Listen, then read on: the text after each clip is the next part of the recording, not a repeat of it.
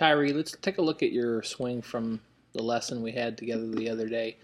On the left, I have a video of you from before we started working on anything, and then on the right, after some changes that we made. Just kind of want to call those changes out as a point of reference for you, so you can remember and put these things into practice. So on the right, obviously we have the feet more flared out, knees slightly more flared out, and we have more weight on our left side. And remember, that was accomplished by simply sliding your tailbone, toward the target a couple of inches, seating that weight into the left side. The amount that we were looking for was about 55 to roughly 55 to 60% on that left leg. Got a nice forward-leaning shaft there, and your arms are hanging down beautifully. On the left here, I want to go ahead and kind of play this through for you. And I've drawn a box starting down around your ankles and extending up toward the top of your head. And what this box shows is sort of where your weight distribution is and how it's moving throughout the swing. We talked a lot about the necessity and the need for you to be able to control your low point, as all great players have the ability to do so. And on the left here, you were shifting your weight away from the target, into your trail leg, and that was inhibiting your ability to strike the ball before the ground. As I play this through, you'll notice hips are sort of swaying back toward the right. Arms are lifting off of the body at the top of the backswing. The right elbow is just sort of flying away from your rib cage there. You can see that the hips have moved back, upper axis has moved back, and as a result, the low point of the swing has moved back. Well, on the left, we have you here, or excuse me, on the right, and we have you trying to stay centered on the backswing. And the thought that I wanted you to have was that your left shoulder works straight down so that the right knee will straighten and the left knee will flex and your spine will extend in the backswing. So we're doing two things. We're turning in this direction, we're tilting in this direction, and we're extending our spine in the backswing. And what that does is gives us a vertical axis. That gives us that stable axis that we talked about, and that helps us control the low point and keep the low point in front of the golf ball.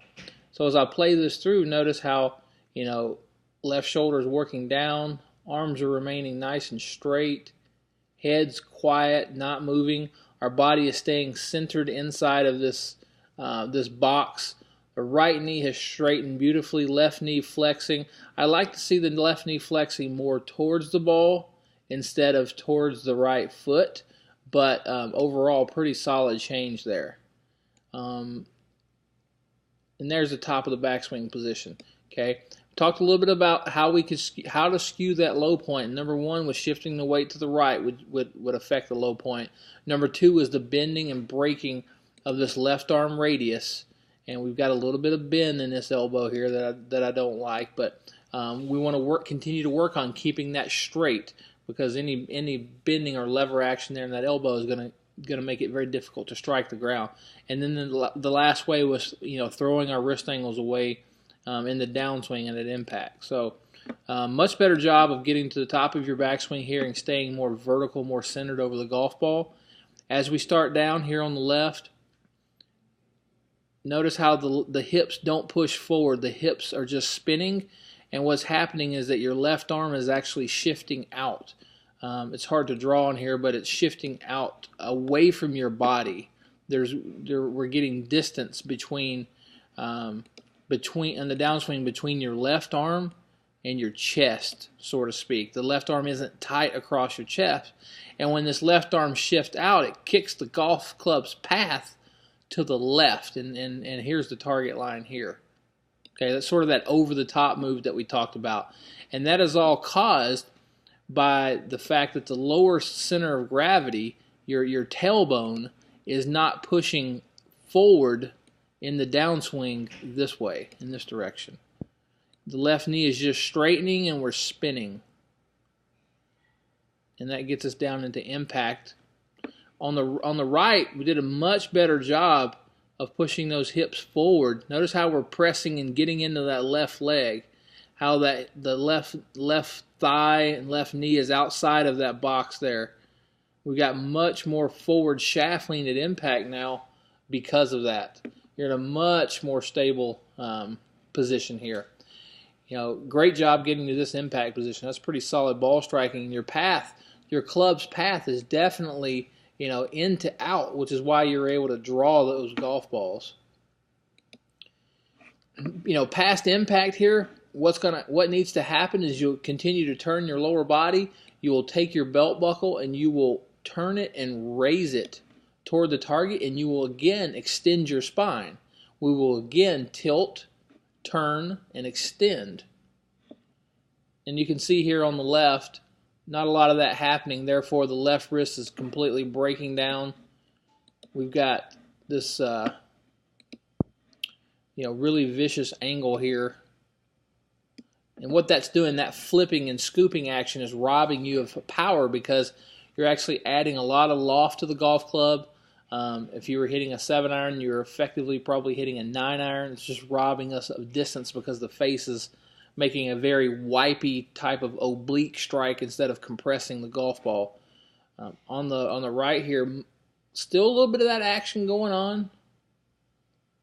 That's simply because our torso, our upper torso, has not continued to turn fast enough, and we have not pushed our lower center forward enough. Okay, so I'm gonna have you do some drills here, and I'm actually gonna put a video up here. I've got a video of me here on the left that I want you to drill that I want you to work on.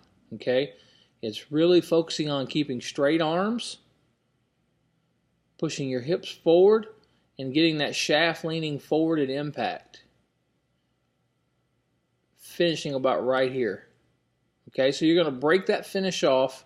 You're not going to go all the way to the top, but the keys are at impact. We're going to keep our core moving, keep our shoulders moving, keep our hips pushing forward and opening. Get the handle of that golf club leaning forward.